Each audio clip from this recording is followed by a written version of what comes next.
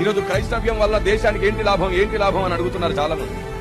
ఒకప్పుడు సతీ సహగమనాల పేరిట భర్త చనిపోగానే భార్యను చితినెక్కించే సంస్కారం సాంప్రదాయం మన దేశంలో ఉన్నప్పుడు రాజా రామ్మోహన్ రాయ్ గారితో కలిసి విలియం కేరీ గారు పోరాడితే ఆ సతీ సహగమనం ఈ భారతదేశంలో ఆపింది బ్రిటిష్ ప్రభుత్వం. పోరాడితే జరిగిందని.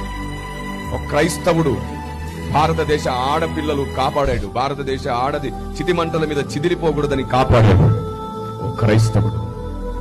ఆడపిల్లలు చదువుకోవాలి ఖచ్చితంగా అని చెప్పి విశ్వవిద్యాలయాలు పెట్టాడు ఓ క్రైస్తవుడు విలియం కేరీ.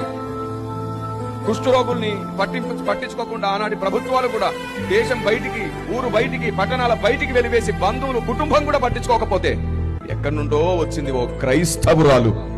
కుష్ఠరోగులను కూడా వాళ్ళ చేతులను కడిగి వారికి మందు పెట్టి భోజనం కూడా తినిపెట్టి వారిని పోషించింది మదర్ తెరిస్సా. ఓ క్రైస్తవురాలు. దేవునికి స్తోత్రం. ఆమేన్.